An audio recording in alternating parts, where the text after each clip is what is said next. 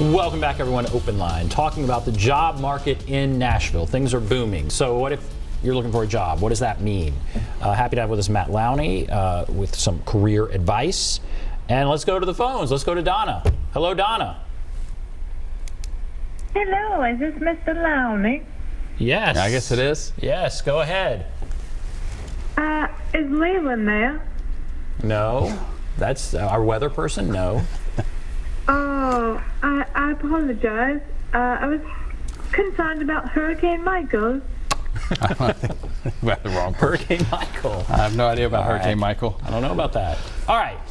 There's several companies that are coming in. Yes. Okay? We pivot away. We'll transition away from Hurricane Michael, and let's go right to these other companies that are coming in. Amazon, Alliance Bernstein, right? And then you've got Smile Direct Club, who's always been here, right? But they've kind of all of a sudden now, I think they've got 3 or 4 employees, and now they're going to 2,000 all down in the Gulch. And I'm still, and Shirion's moved, kind of consolidating their head count to the Gulch. I haven't decided where everybody's going to park and live, but I figure they've thought about that.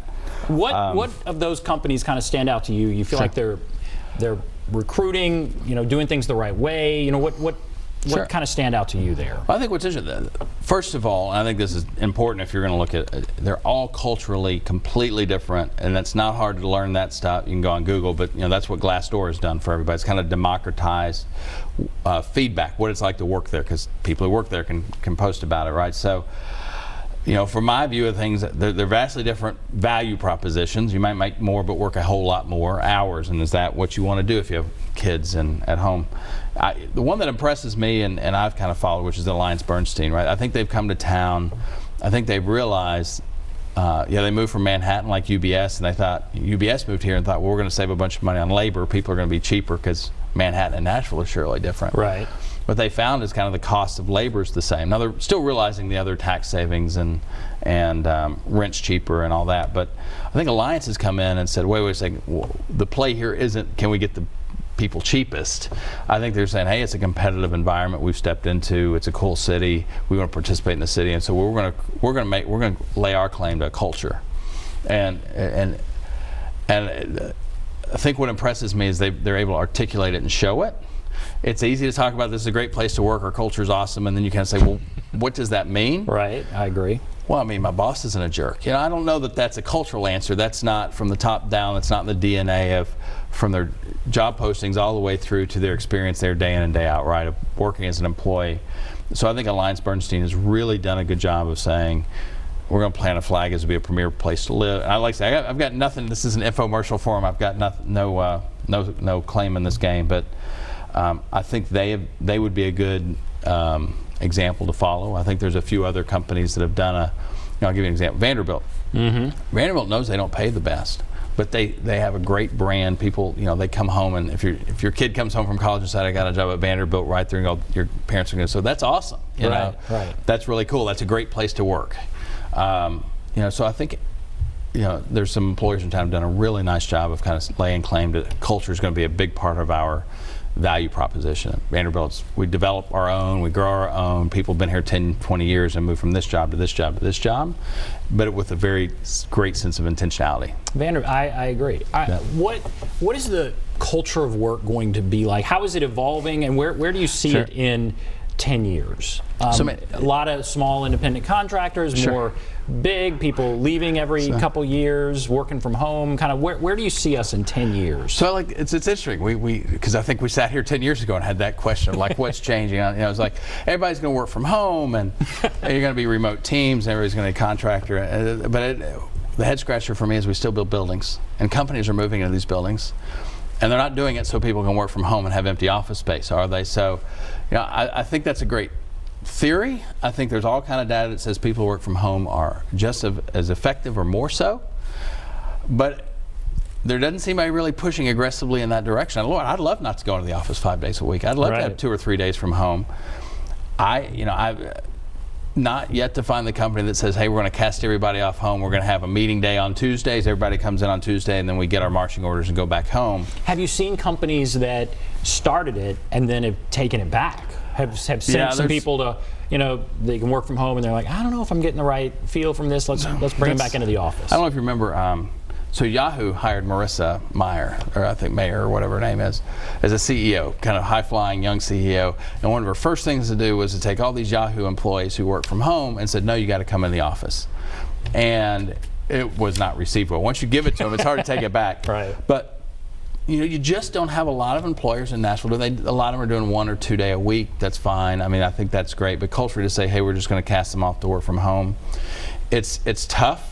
I think there's cultural answers to that. There's team cohesion answers there. But at least in Nashville, we're not culturally there. I think the thing that will drive it has nothing to do with people, the supply and demand, labor requesting it. It's to our first frontier. It's traffic. At some point, hey, I'm in Dollar General on the north side of Nashville. Let's say the best IT folks live in Williamson County. At some point, Dollar General is going to go, well, if we need people in IT, we're going to have to let them work from home. Otherwise, we just can't fill the jobs. That's going to be what drives it, is pragmatically. It's not going to be because we just feel, we feel nice and we think you could be just as good from home. I think it's just going to be practical limitations to traffic, and Atlanta suffers this. Right. It's great there's a job in Atlanta, but if you're in the wrong quartile of Atlanta, you ain't going somewhere else. No. Atlanta really is four or five micro cities, and their talent pools are kind of segmented that way too. So if you look at Nashville now, what do we compare to as far as other cities? We're certainly doing well on a lot of levels. We're doing well. Then of course there are plenty of people who are still struggling. But what can we learn from other cities? Like are we like Atlanta was 20 years ago, and are there things we need to learn? Are we like Austin? We've already screwed it up, right? I mean, I just read an article, honestly, that was interesting a few years ago that said, look at Birmingham and Nashville 30 years ago or 25 years ago. We were very much on a parallel path. Similar sized southern cities, diverse economies, and the article was like Nashville did this and kind of Birmingham went kind of flat. I mean, it's no knock to Birmingham, they just didn't grow the way Nashville did, and so the drivers of that were a little luck, right? So the things we were good at grew: healthcare and creative, creative, not just songwriters, but kind of all the creative industries that flow around that. Birmingham didn't have that; they had like steel mills and manufacturing, and so they kind of went lateral or south. So, I think. Everybody says we're 20 years behind Atlanta, and I just don't see the political will or the investment to fix it and solve it right. I mean, 440, great. We're getting one more lane. 440 needed a lane when it was built in '87. Great. We've got one more lane now. That's as soon as you get it, it's going to be, a quagmire. And so, the Music City Star, I understand, is like the ridership on that has gone through the roof as of late. Now you've got developments in Lebanon and Mount Juliet that are right around the train. Why haven't we replicated that? I haven't the first idea. It seems to me there'd be political will and interest in doing that, but it's a great idea until you raise my taxes to do it. And I think that's where we're going to get ourselves, and there's just nobody wants to do that in Nashville, political climate. So I think our cast is set. We will just be a subset of Nashville's, and become much more localized, because it's a pain in the butt if you live in Hendersonville to ever go to downtown or go to Mount Juliet, and you might as well just be on another planet, and I guess you just have to get happy with where we're headed. I just don't see us changing that. Fascinating. All right, we're going to take a break. Take a break. Be back right after that. There is the phone number 615-737+. Be back right after this.